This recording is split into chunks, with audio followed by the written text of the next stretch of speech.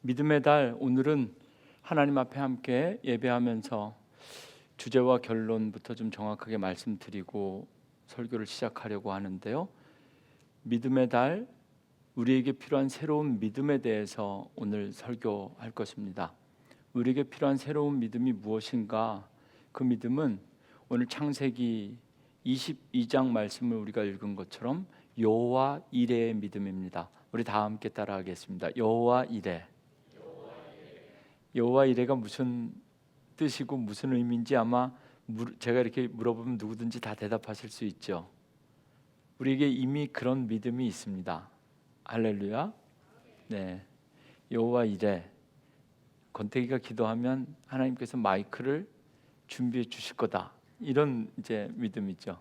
영어로 보면 성경에 보면 the Lord, He will provide. 무언가 하나님께서 제공해 주신다라는 믿음이에요. 우리가 기도하고 우리가 꿈꾸고 소망하면 그것을 하나님께서 준비해 주신다.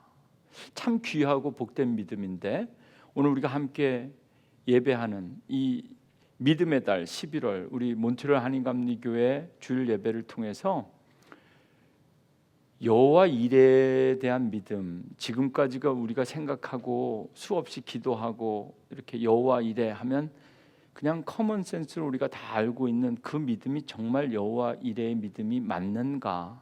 오늘 말씀을 통해서 한번 좀 나눠보려고 합니다. 지금까지 우리가 생각했던 여호와 이레, 하나님께서 제공해 주실 것이다, 이게 틀렸다는 것이 아니라 그 믿음 그대로 간직하면서 우리의 믿음이 자라기를 원하는 마음 가지고 여호와 이레가 단순히 우리가 뭔가 우리를 위해서 마치 인슈런스 개념처럼 뭔가 개런티되고 뭔가 하나님께서 다 준비했다가 무엇이든지 우리가 원하면 다 준비하신 하나님께서 때가 되면 다 제공해 주신다는 이 정말 우리가 갖고 있는 이 아름다운 믿음이 한 걸음 더 성장할 수 있기를, 정말 여호와 이레는 어떤 믿음인지를 오늘 말씀을 통해서 함께 나누려고 합니다. 첫 번째는요, 말씀이 길기 때문에 오늘 본문을 다 한 절 한 절 소개할 수는 없고 주제를 가지고 콕 집어서 필요한 말씀만 읽고 콕 집어서 필요한 말씀만 전해야 될 것 같은데요. 첫째, 여호와 이레는요, 오늘 말씀을 보시면 1절 말씀을 눈으로 한번 보시면 좋은데, 오늘 이 긴 본문, 그렇지 않아도 긴데 오늘 속회도 있고 그래서 최대한 짧게 해야 되는데 본문을 더 줄일 수가 없었습니다. 왜냐하면 여호와 이레가 어떤 믿음인지 한 번 더 생각해보고 제대로 발견하려면 더 이상 줄일 수가 없겠더라고요. 창세기 22장 1절은 하나님께서 아브라함을 시험하시려고, 그러니까 시험으로부터 시작해서 여호와 이레로 끝납니다. 여러분, 우리가 하나님 앞에 여호와 이레 하나님, 하나님의 이름으로 불리기도 하죠. 여호와 이레 하나님, 그리고 기도할 때 여호와 이레, 우리 교회가 새로운 성전을 찾고 구할 때 하나님께서 이곳까지 우리를 인도하셨다, 그리고 에베네셀, 그리고 여호와 이레, 하나님은 다 계획이 있으시구나, 이렇게 생각하고 고백하고 은혜를 받았습니다. 그렇다면 오늘 이 말씀을 통해서 다시 한번 좀 구체적으로 들여다보면 여호와 이레는 그냥 구하고 받을 수 있는 그런 믿음과 축복이 아니라 시험으로부터 시작해서 하나님의 시험을 통과한 자들에게 주시는, 그리고 오늘 본문 말씀을 또 읽어보면 이 여호와 이레에 대한 믿음을 해석할 수 있는 또 하나의 코드는 경외함입니다. 하나님께서 이 아브라함의 믿음을 보고 이제 너가 나를 경외하는 줄 내가 제대로 알았다. 그러면 이 여호와 이레라는 여흐와 이르에라는 이 단어, 이 믿음 안에는 정말 하나님의 시험을 통과한, 그리고 하나님을 제대로 경외하는 것. 우리가 올해는 너는 말씀을 전파하라, 이 주제를 가지고 올 한 해 우리 비전으로 삼았는데, 작년에는 우리 교회 믿음이 뭐였죠? 하나님을 경외하는 믿음. 작년 한 해 동안 말씀을 나눴던 것이 하나님을 경외하는 것은 단순히 하나님을 리스펙트하는 것이 아니라 하나님을 제대로 두려워할 줄 아는 믿음이 제대로 된 믿음이다 라는 말씀을 함께 드렸습니다.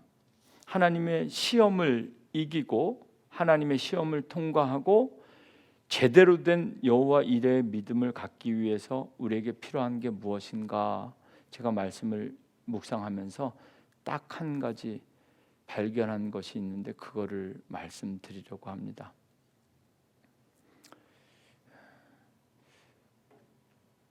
아브라함의 심정으로 우리가 좀 잠깐 돌아가 보실까요?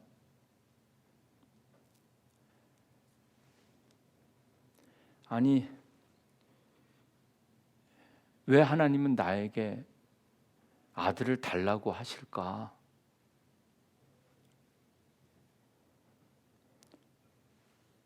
저는 그 세 가지 눈으로 성경을 좀 읽어봤는데요.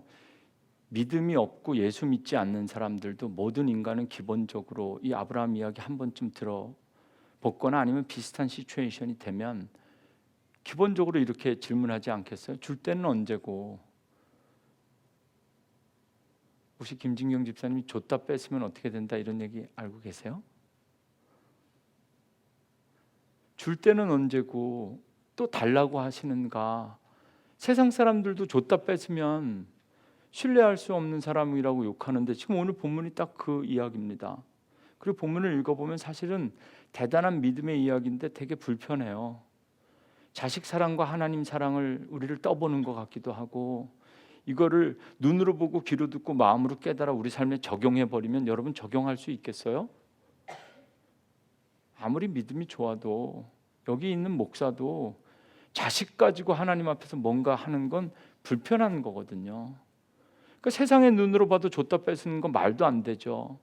믿음의 눈으로 보면, 믿음의 눈으로 봐도, 아브라함의 눈으로 보면 하나님께서 주신 건데 왜 달라고 하실까? 그리고 왜 모리아 산일까? 여러 가지 질문이 참 많은데 말이죠. 여러분, 본문에 아브라함의 모습이 어떤가요? 세상의 눈으로 봐도 본문이 이해가 되지 않고, 아브라함의 입장에서 믿음의 눈으로 봐도 이해가 되지 않아요. 구약 성경에는요, 사람을 산채로 하나님께 드리는 인신 제사를 하나님께서 금하셨어요. 이거는 이방인들이나 하는 일이고 우상 앞에 자식을 바치는 것이지 절대로 안 된다. 생명을 그렇게 하면 안 되는 거예요. 심청전 이런 거 기독교적인 소설이 아니에요. 절대로 안 되는 건데 하나님이 아브라함에게는 아들을 갖고 오라. 그리고 잘 보십시오. 너의 사랑하는 외아들 독자 이삭을 달라고 하시는데 그 이삭을 데려다가 하나님께서 그 이삭을 쓰겠다. 네 아들 내가 목사나 선교사로 쓰겠다. 이 이야기가 지금 아닙니다. 그 자식의 인생을 달라는 것이 아니라 생명을 달라고 하십니다. 그러니까 이건 구약 성경 율법으로 읽어도 이건 말이 안 되는 거니까 당연히 아브라함이 아무리 믿음의 조상이라 할지라도 하나님께 한 번쯤 왜 하나님 이거 아들을 드려야 됩니까? 그리고 도대체 이게 무슨 시험입니까? 물을 만다 하단 말이죠. 또 하나 마지막으로 신학적으로 접근을 해보면 하나님은, 우리가 믿는 하나님은 전능하신 하나님이죠. 전능하신 하나님. 전능하신 하나님은 모르는 게 없어야 되잖아요. 전능하신데 꼭 아브라함의 믿음을 시험해 봐야 돼요? 척하면 떡이지? 신학적으로 이 본문을 읽으면 아니 전능하신 하나님이 그것도 몰라가지고 아브라함의 이걸 지금 테스트하고 있나? 하는 질문을 하게 된단 말이죠. 인간의 눈으로 보나 성서의 눈으로 보나 신학자의 눈으로 보나 이 본문은 그냥 읽기가 쉽지 않은 본문인데 본문을 읽어보면요, 어디에도 아브라함은 왜? 라고 질문하지 않습니다. 우리의 삶은 어떤가요? 기도할 때도 하나님께서 부르실 때도 우리는 늘 자동적으로 오토매티컬리 하나님 앞에 왜 하나님 제가 가야 되죠? 여호와 이레의 믿음은 하나님의 시험을 통과하고 하나님을 제대로 경외할 줄 아는 믿음인데, 여러분 오늘 우리의 믿음을 돌아보면서 왜라고 것이 아니라 아브라함은 1절 말씀에 내가 여기 있나이다 이렇게 대답합니다. 그리고 모리아 산에서 하나님께서 한 번 더 부르거든요. 아브라함아 아브라함아. 그때도 또 내가 여기 있나이다. 우리 같았으면 처음에 불렀을 때는 왜요? 왜 아들을 바쳐야 되는데요? 두 번째 칼을 높이 들었을 때 아브라함아 아마 부르면 우리 같았으면 뭐 부를 줄 알았습니다. 또는 뭐 조금 늦으셨군요. 기가 막힌 타이밍에 어쩌고 얘기할 만한데 처음부터 끝까지 말씀 그대로 아브라함은 딱 한마디만 하는 거예요. 딱 한마디의 사람이 아닌가? 내가 여기 있나이다. 여호와 이레의 믿음, 하나님의 시험을 통과하기 위해서 우리에게 필요한 것은 정말 우리에게 필요한 믿음의 비결을 소개해 드리려고 합니다. 왜냐고 묻지 말고 하나님 앞에 내가 여기 있나이다 라고 대답하라. 조금 불편하면 이 단계가 조금 불편하면 제가 조금 더 여유를 드릴게요. 왜냐고 묻기 전에 내가 여기 있나이다 라고 대답하라. 여러분 그 레스폰스 속에 우리의 믿음이 자라나는 하나님의 은혜가 있을 줄로 믿습니다. 1990년에 한국의 소설가 가운데 박완서 선생님이 발표한 에세이집이 있습니다. 한 말씀만 하소서. 혹시 읽으신 분들이 있는지 모르겠는데요. 남편을 암으로 먼저 보내고 다 키운 아들을 또 먼저 보냈습니다. 제가 알고 있기로 특별히 뭐 아버지 어머니 구분할 필요 없지만 자식을 먼저 떠나보낸 부모의 심정만큼 더 큰 고통은 없으리라고 생각되는데요. 이 박완서 선생님이 작가가 한 말씀만 하소서라는 제목의 에세이를 썼는데요. 거기에 정말 남편 먼저 보내고 힘들어 죽겠는데 자식까지 먼저 떠나보낸 이 어미의 심정으로 어미의 고통과 슬픔으로 그냥 전능한 신에 대한 항변과 통곡을 이렇게 일기처럼 쓰고 있습니다. 자식을 앞세우고 그저 먹고 살겠다고 꾸역꾸역 음식을 제 입에 쳐넣는 나 이 애미를 생각하니 징그러워 토할 것만 같았다. 내 수만 수억의 기억의 가닥 중 아들을 기억하는 가닥, 그 기억의 가닥을 찾아내어 끊어버리는 수술이 가능하다면 이 고통에서 벗어나련만. 하나님만 그럴 수 있는 분이 아닌가. 사랑 그 자체라는 하나님이 그것밖에 안 되는 분이라니 차라리 없는 게 낫다. 원태야, 우리 원태야, 내 아들아, 이 세상에 너가 없다니 그게 정말이냐. 하나님도 너무하십니다. 그 아이는 이 세상에 태어난 지 이제 25년하고 5개월밖에 안 됐습니다. 하나님, 사랑 깊은 아이로 점지한 내 아들이 왜 죽어야 했는지 더도 말고 덜도 말고 딱 한 말씀만 하소서. 작가의 눈으로 바라보면 딱 한 말씀만 하소서, 내용을 모르면 좀 은혜스러운 한 말씀만 하면 내가 순종하겠다는 것처럼 들릴 수도 있지만 사실 이 박완서 작가는 하나님 앞에 왜냐고 묻는 거거든요. 왜 내 아들입니까? 왜 내 남편입니까? 차라리 데려갈 거면 내 기억 속에 내가 사랑했던 그 아들과 25년 동안 경험했던 수억 가지의 그 기억의 가닥까지 끊어주셔야지. 이건 그대로 살려주시고 내 아들만 데려가십니까? 그 이유가 알고 싶습니다.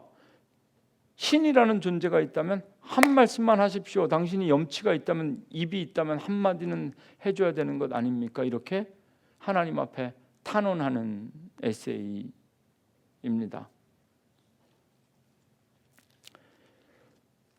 우리는 여호와 이레라는 말을 고백하면서 수없이 사용하기도 하고 간증하기도 합니다. 정말 왜냐고 물었더니 하나님이 이렇게 대답하셨다. 그래서 여호와 이레 하나님을 우리는 스스로 간증하기도 하고 수없이 들어왔습니다. 그런데 인류 역사와 교회 역사에 보면 하나님은 우리가 왜냐고 물을 때보다 즉각 대답하실 때보다 오히려 침묵하실 때가 더 많았습니다. 홀로코스트 2차 세계대전 중에 유럽에서 유대인들이 그렇게 많이 수많은 유대인들이 학살되어서 그냥 줄 서서 목욕탕 같은 데 들어가는 노벨 평화상을 받은 엘리 위젤의 소설을 보면 수용소에서 살아남은 그 유태인의 소설을 보면 정말 줄 서서 목욕탕 앞에 대기하고 있고 그 안에 들어가면 저 멀리 목욕탕 굴뚝 같은 곳에 사람이 탄 연기를 바라보면서 유대인들이 하나님은 왜 우리를 끊임없이 물었지만 역사상으로 하나님은 끝까지 침묵하였다. 오늘도 아브라함은 하나님 앞에 왜냐고 묻는 것이 아니라 내가 여기 있나이다 이 믿음으로 여호와 이레의 은혜를 누리고 있습니다. 3절 말씀, 아브라함이 아침에 일찍 일어나 이렇게 매정한 아버지가 있을 수 있는가? 갈 때 가더라도 꼭 이렇게 일찍 가야 됩니까? 아브라함이 이렇게 부지런하다고 지금 본문이 우리에게 소개하고 있는 게 아니지 않습니까? 왜냐는 질문이 없었다는 겁니다. 아침부터 왜냐라고 묻을 겨를도 없이 아침에 일찍 일어나 나귀의 안장을 지우고 두 종과 그의 아들 이삭을 데리고 번제에 쓸 나무를 쪼개어 가지고 떠나 하나님이 자기에게 알려주신 곳으로 가더니 4절 제3일에 3일 동안 걸어가야 되는 이 길을 아침부터 일어나서 준비해서 출발하면서 그냥 아브라함은 하나만 보았다는 겁니다. 가라고 한 그 저 멀리 모리아 땅 그 산꼭대기만 바라보면서 아브라함의 인생을 아시죠? 처음 메소포타미아를 떠나올 때부터 고향을 친척을 아비의 집을 떠나볼 때부터 하나님은 보여준 적 없이 고향을 떠나라고 했는데 이번에는 어디로 가라고 말씀하셨으니 아브라함에겐 오히려 정말 복이었을지 모릅니다. 보여준 곳을 바라보고 출발할 수 있는 아브라함. 그리고 이제 오늘 말씀의 클라이막스인 11절 말씀 함께 보면 여호와의 사자가 하늘에서부터 그를 불러 이르시되 아브라함아 아브라함아 두 번 부르시죠. 오늘 우리 박찬주 집사님이 말씀을 읽어주셨는데 호흡이 좀 짧으신 것 같더라고요. 그래서 제가 속으로 천천히 읽으셔도 되는데 근데 제가 어떤 생각이 들었냐면 제가 이거 설교 준비할 때 똑같은 마음인데요. 제가 이거 수없이 읽었던 본문인데 이번 주일 설교를 준비하는데 아주 특별한 하나님의 긴장감이 느껴지더라고요.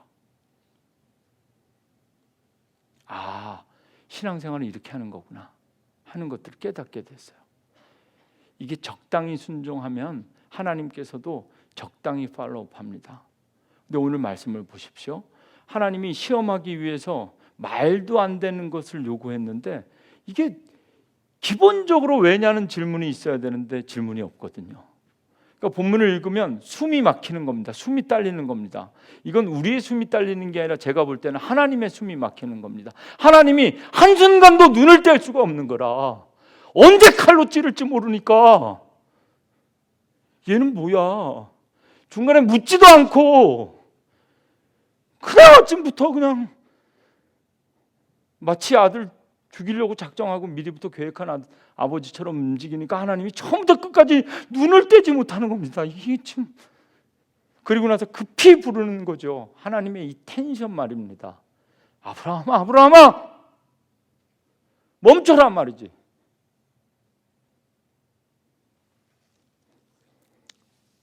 그리고 나서 하나님께서 아브라함에 대한 믿음을 평가하면서 너가 정말 나를 경외하는지 내가 알았다.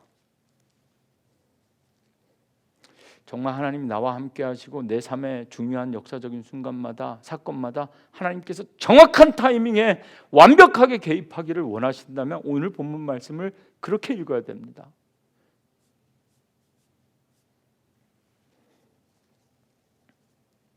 아브라함은 끝까지 하나님뿐만 아니라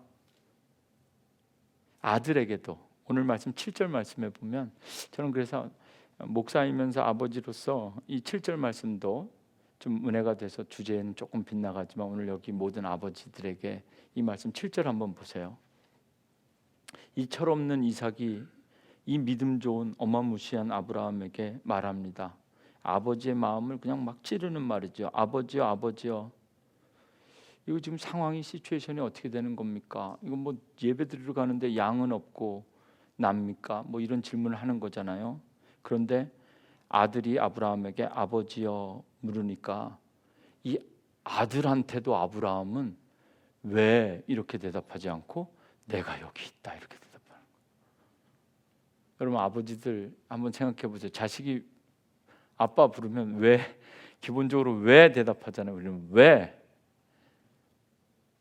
뭐가 필요한데 왜 엄마한테 가지 왜 나를 부르냐고 이렇게 얘기하잖아요. 근데 아브라함은 정말 처음부터 끝까지 하나님이 부르나 아들이 부르나 내가 여기 있나이다.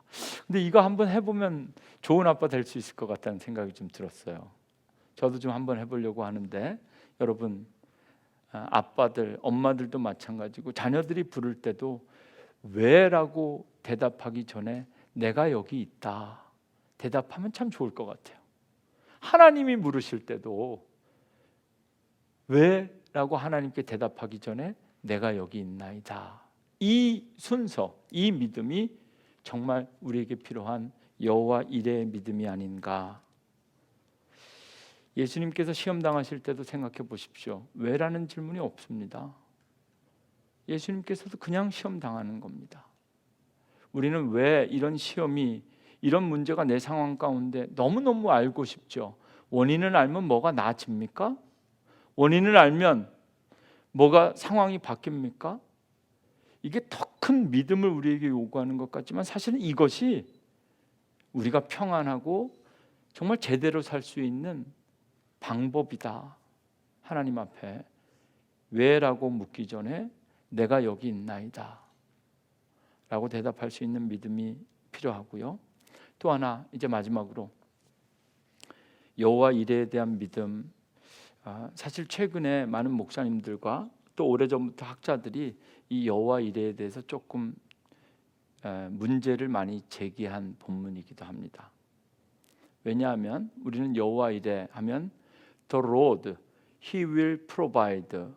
왜냐하면 하나님께서 멈추시고 이삭을 살리시고 옆에 나무에 이렇게 뿌리 이렇게 나무에 걸려 있는 동물을 발견하게 해서 아들 대신 내 아들을 살리고 동물을 준비하셨다. 여호와 이레 이렇게 고백을 하는데 사실 여호와 이레라고 쓰인 그 이레라는 히브리어 단어가 라아입니다. 근데 이 라아가 신비롭게도 성경에는 두 가지 의미를 같이 가지고 있어요. 첫째는 준비하신다. 근데 우리는 한 가지만 가지고 그동안 그러니까 성경을 읽을 때 보면 우리는 가끔씩 너무 우리 입장에서 읽고 우리 입장에서 믿고 우리 입장에서 그냥 아멘 해버려요. 근데 그 단어가 이레라는 여호와 이레라는 그 이레라는 단어가 준비하신다라는 뜻만 있는 것이 아니라 appear, 나타나신다, 보여주신다, 보고 계신다 이런 의미가 있고 이 의미가 성경의 창세기부터 그 용례가 너무 많이 나옵니다. 그리고 이 본문은 구약 성경의 이 본문은 메시아닉 텍스트라고 불리는 학자들이 그렇게 평가하는 거거든요. 그냥 어떤 믿음 좋은 아버지의 아들을 시험하면서 너 믿음 정말 잘났다. 너 앞으로 모든 거 잘 될 거다. 이렇게 끝나는 본문이 아니라 이 모리아 산은 다윗의 타작마당이고 나중에 여기 성전이 세워지는 겁니다. 그리고 그 성전에 누가 나타나느냐? 하나님 임재가 나타나는 겁니다. 그러니까 오히려 여호와 이레의 이레는 모든 것 우리가 구하기만 하면 하나님께서 제공해 주신다라는 그런 믿음보다 사실 그 뜻도 있을 겁니다. 아마 한글 성경으로 번역될 때 보면. 근데 한글 성경으로 이 마지막 화면으로 한번 보여주실까요? 마지막에 보면 한글 성경으로도 번역한 분들의 고뇌가 느껴지는데 마지막 22장 오늘 본문의 14절 말씀을 함께 보시면은요.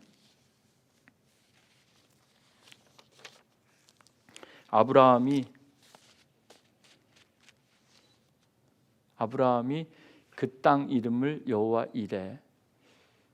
아브라함이 그 모리아 땅 이름을 여호와 이레라 하였다라는 한 문장이 있고요.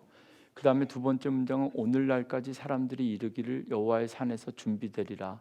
근데 이 문장은 한국말로 번역된 문장을 조금 분석해 보면 오늘날까지 사람들이 이르기를 이거 빼고 맨 끝에 하더라 빼면 핵심은 여호와의 산에서 준비되리라. 주어가 없어요.